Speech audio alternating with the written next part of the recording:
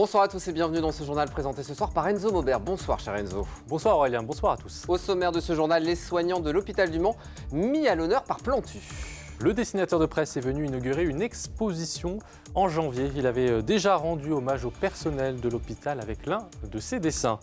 Comment revivre après une amputation? Portrait de Loris Foucret, un sportif amputé de sa jambe gauche en 2022. Il vient de recevoir une prothèse qui lui permet à nouveau de courir. Et puis on va parler accès au droit avec notre invité ce soir. On reçoit ce soir Élodie Thomas, elle est coordinatrice du conseil départemental de l'accès au droit. Qu'est-ce que c'est et à quoi ça sert? C'est ce que nous verrons avec elle. Enzo, on ouvre ce journal avec cette exposition dédiée aux soignants du centre hospitalier du Mans. Et oui, c'est le dessinateur Plantu, dessinateur de presse, connu surtout pour ses dessins dans le monde entre 1972 et 2021, qui a réalisé la vingtaine d'œuvres exposées actuellement dans le hall Plantagenet du centre hospitalier. Une exposition itinérante qui a déjà voyagé dans une cinquantaine de villes. Florian Wozniak. Des soignants épuisés, un combat acharné. Voici l'exposition itinérante de l'artiste Plantu, exposée au CHM du Mans, qui retrace la période très difficile vécue par les soignants lors de la pandémie de Covid-19. Un hommage artistique qui ravive quelques souvenirs. Ce qui me marque, c'est le côté quand même positif de chaque tableau. J'aime beaucoup le tableau avec les enfants qui disent « moi je veux être infectiologue plus tard » et les parents qui se lamentent en disant « qu'est-ce qu'on va faire, c'est la catastrophe ».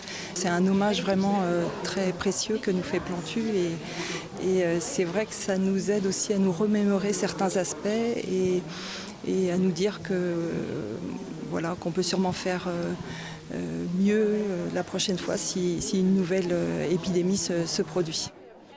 Des professionnels de la santé que le dessinateur est allé lui-même rencontrer. Les personnels hospitaliers sont assez pudiques. Et ils ne viennent pas vous dire « ouais, on a besoin qu'on nous dise merci ». Mais en fait, je me suis rendu compte qu'il fallait juste leur dire merci à notre manière. Alors, il y avait un moment où on applaudissait à 20h. Et puis, je me suis rendu compte que si je proposais les dessins dans les hôpitaux, ce serait une manière d'applaudir silencieusement et tout le temps. Un combat contre la pandémie qui a inspiré Plantu jusqu'à en dédier l'une de ses œuvres aux soignants du CHM. Il y a les cathéters, il y a le goutte à goutte.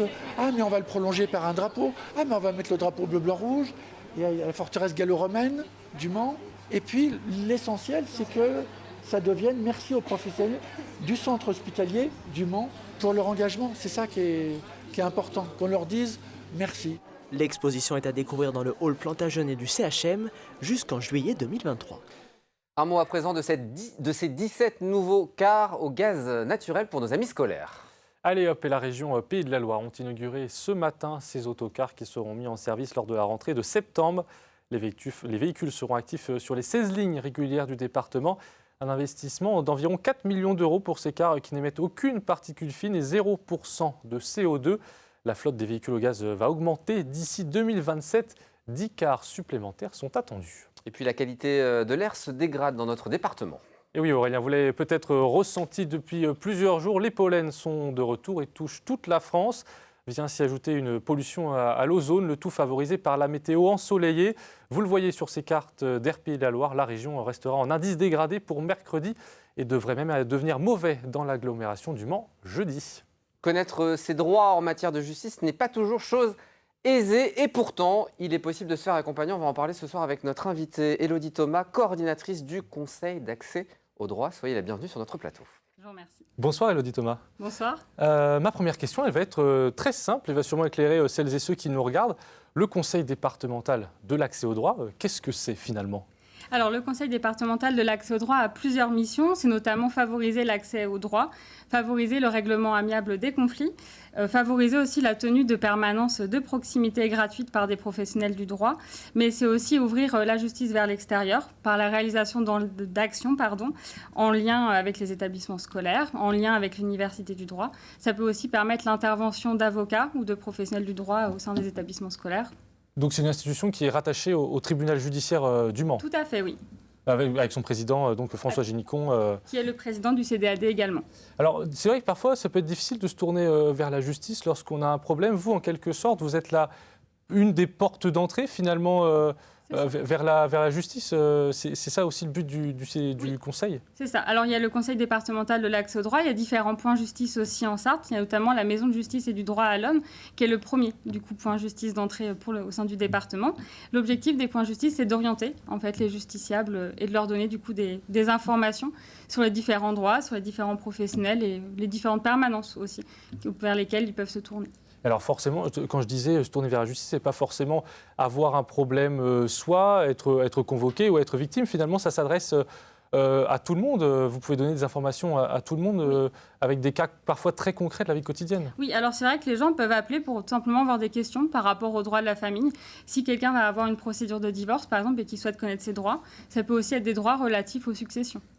Alors, il y a un dispositif aussi qui est parfois méconnu, c'est l'aide juridictionnelle. Il faut savoir en France que lorsqu'on est un citoyen et qu'on n'a pas forcément des très gros revenus pour se payer un avocat, il y a ce dispositif. En quoi il consiste Alors, l'aide juridictionnelle sous différents critères, notamment le revenu, le niveau de ressources global et aussi la situation familiale permet une prise en charge totale ou partielle des frais de justice par l'État. J'ai cité que quelques-uns des critères. Donc moi, pour cela, je vous inviterai soit à contacter votre avocat, si vous êtes suivi par un avocat, ou alors à vous retourner vers la Maison de justice et des droits de l'homme notamment. L'aide juridictionnelle, on peut maintenant déposer un dossier en ligne. Et alors, ce conseil, il met aussi en place, en tout cas, vous relayez vers un numéro de téléphone, le 3039, mais aussi une appli, en tout cas un site internet, justice.fr. Sur quoi on tombe quand on appelle ce numéro déjà? Et puis, justice.fr, qu'est-ce qu'on y trouve dessus finalement? Alors oui, juste une petite précision. En fait, le 3039, c'est le numéro national de l'accès au droit. Et lorsque tout le monde appelle le 3039, ils peuvent tomber sur différents points justice, dont le CDAD. L'application justice.fr a été lancée très récemment, au mois d'avril, et permet en fait d'accompagner les justiciables dans leur démarche ou pour qu'ils aient un peu plus d'informations. Ils pourront savoir notamment s'ils peuvent bénéficier de l'aide juridictionnelle. Mais voilà, sur les quelques critères que j'ai cités, donc je réinvite encore à se rapprocher des professionnels du droit pour finaliser leur dossier. Donc vous êtes arrivé tout récemment à ce poste le 2 mai. Vous avez quelle ambition finalement au Conseil? Est-ce que vous souhaitez développer des activités peut-être en lien avec le droit, toujours sur l'accès au droit justement? Est-ce que ça c'est aussi votre ambition en tout cas que vous voulez porter au Mans? Tout à fait. On a 3 perspectives qui arrivent.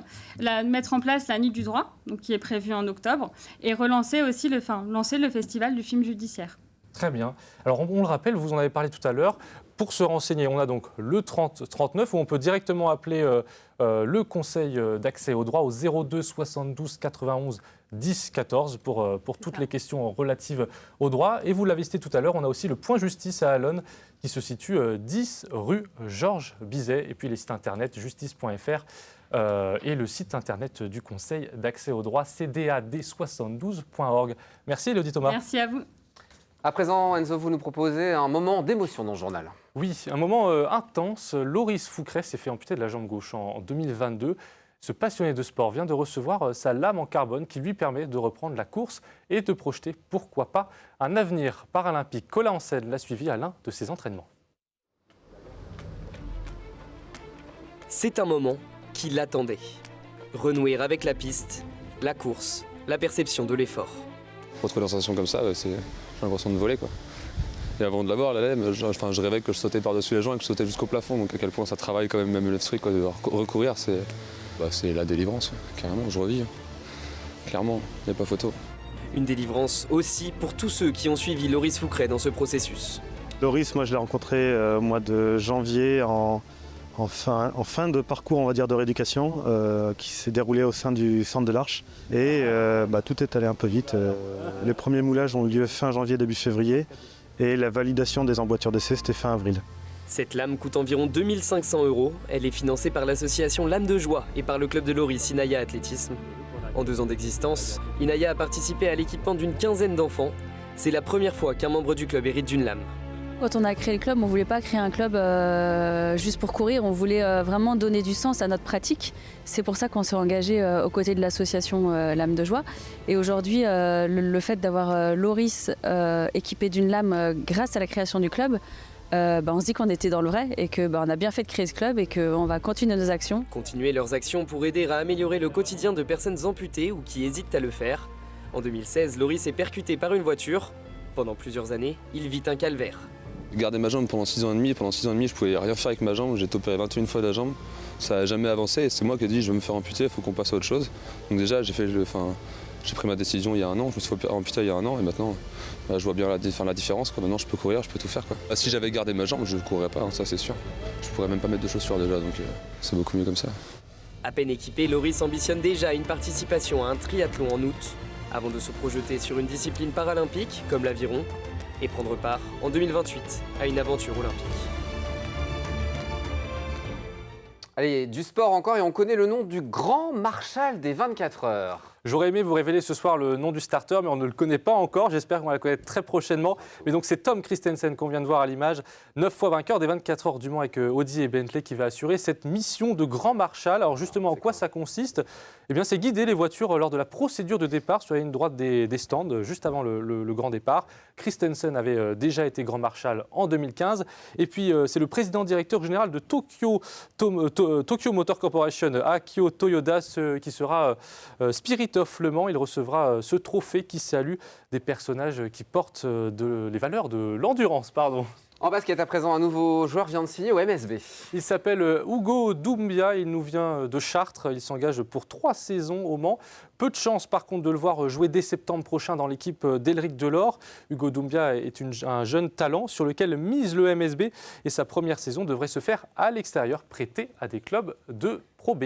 Et puis on va terminer ce journal avec un hommage au Grand Prix de 1906. Oui, regardez cette sculpture inaugurée à Saint-Marc-la-Brière. Elle a été réalisée par la fonderie Macheret, très célèbre pour ses bronzes. C'est notamment elle qui a réalisé plusieurs trophées du Vendée Globe. La sculpture représente la Renault AK, la grande victorieuse de ce Grand Prix 1906, qui a eu lieu bien avant donc la première course en 1923. À l'époque, elle avait réalisé l'exploit de courir 1238 km. Wow. C'était le tracé du circuit à l'époque, en 2 jours. Et c'est aussi elle et son pilote qui battent le record de vitesse de l'épreuve. C'était 148 km/h à l'époque tout de même sur ces routes de terre. C'était pas mal, je pense. Merci beaucoup Enzo, c'est la fin de ce journal. Une petite page de pub, la météo. On se retrouve dans quelques instants avec Pascal Mariette. À tout de suite.